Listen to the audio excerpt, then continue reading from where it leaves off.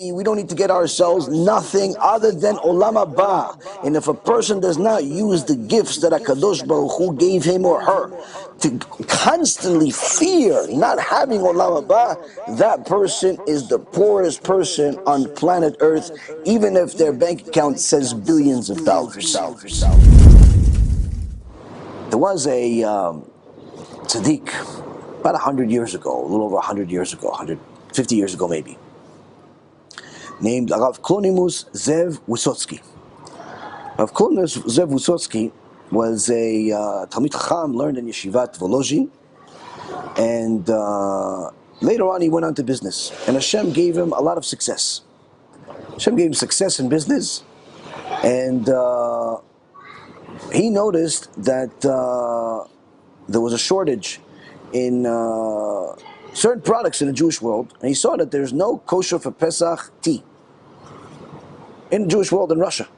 So what did he do? He says, okay, let me get in, let me use this success to not only donate money to yeshivot, not only to do good things, but also to help the Jewish people. I have given them products that they need, and he went into the tea business. And he went into the tea business, and Hashem gave him an extraordinary amount of success, and until this day, you see his tea products, Wissotzky products, in the Jewish world and worldwide, where this tea is very popular, and Baruch Hashem. Now the question is, why did HaKadosh Baruch Hu give Rav Wissotzky such success? That until this day, over 100 years later, you still see his products out there, you still see the success. Why?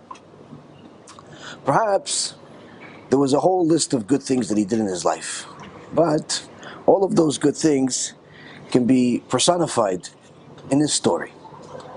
Rav Wissotzky used his money to show his express his love of Torah, and he donated to a lot of yeshivot.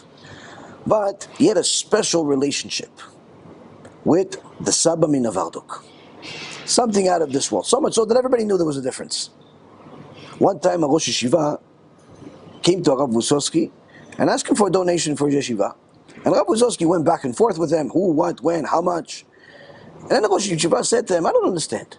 We learn Torah, and we ask you for a donation. Every time I ask you for a donation, we go back and forth and arguing how much and who and what and when. But when the Sabba min Novardok comes here, everybody knows Kvodo not only gives, you give him a check and you tell him write whatever amount you want. I don't understand.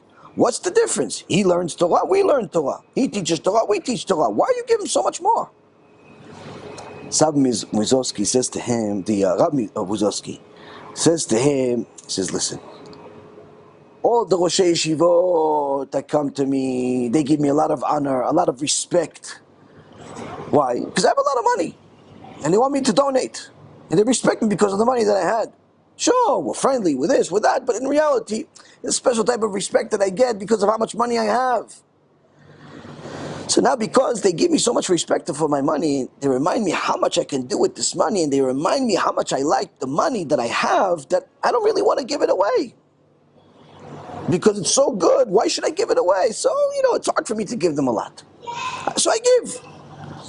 But when the Sabba min Novardok comes to me, first and foremost, he doesn't look at me the same way as everybody else. He comes into my house after a long trip, there's mud on his shoes. He doesn't care about the mud on his shoes in the house and the fancy or anything.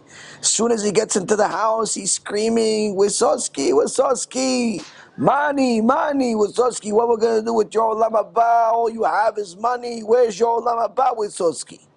Where's your Olam Haba? What are we going to do with all this money?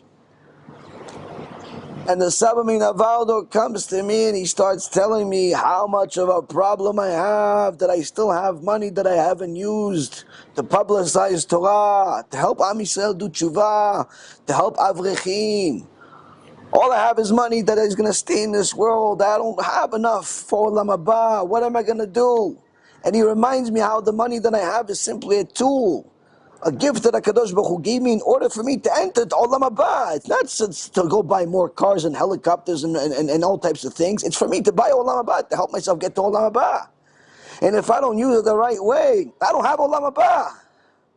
What value does this money actually have if I don't have Olam Haba? That's what the Sabba Novardok comes to and reminds me. He makes me realize this money that I have is not worth anything if I don't have Olam Haba. A lot of people think that because they have money, because they donate 1,000, 50,000, 100,000, oh, they're okay. They don't realize it's all relative. If you have a lot and there's not a lot in the Torah world, there's not a lot good that you're doing with it, you have a very serious problem. The Chafetz Chaim says that the people that will get the most amount of punishment are people that are successful and have a lot of money and did not use that money effectively to publicize more Torah. People think they're doing the rabbis a favor, they're doing us a favor because they're donating a few dollars. They don't realize everything is for themselves because a Kadosh Baruch Hu is going to give anyway. A person that's giving is giving for themselves. Rabbi Wissotzky, that knew a lot of Torah, understood this clearly, but he still needed the Sabba Novardok to remind him. And he says that when the Sabba Novardok comes to me, I know he's not taking a penny to himself. I know he's not using it for himself. He's simply coming because he feels bad for me.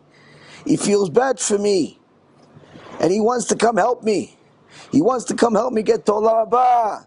So after I get this reminder, this shock, I just give him a check. I said, please, Kvod Rav, just write whatever amount you need for the yeshiva, whatever you need, so I could at least have a chance to go to Olam Haba.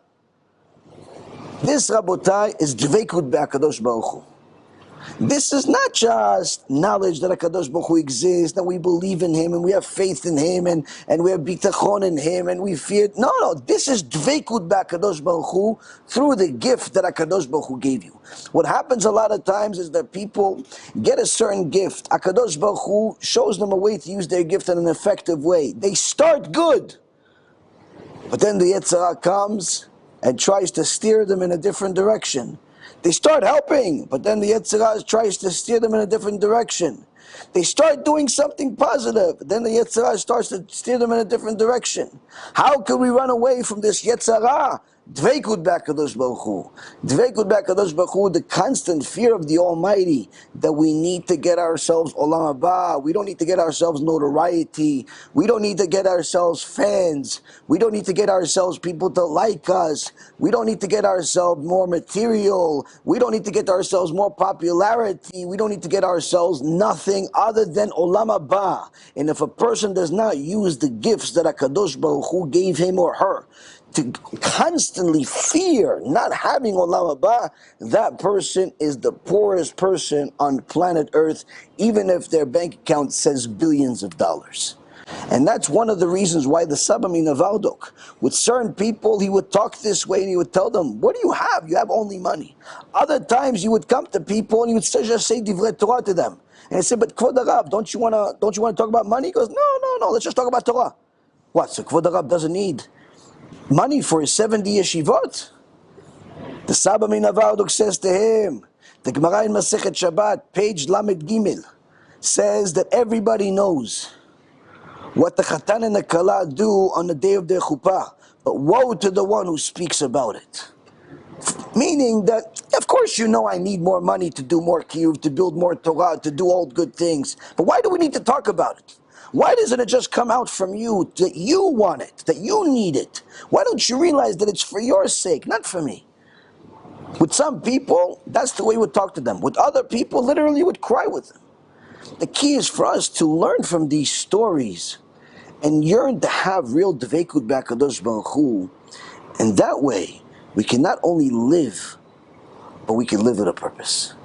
May Ratzon, may it be His will, that each and every single one of us listen to the laws, yearn for dveikut with HaKadosh Baruch Hu in such a way that when it comes to fighting idolatry, or fighting our own Yetzer Hara, or anything that's against HaShem, we will do it with joy.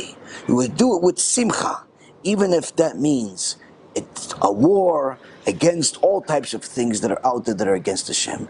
Because when you're serving Hashem with dveikut, there's nothing in the world that's greater than that. Baruch Adonai Le'olam. Amen ve'amen.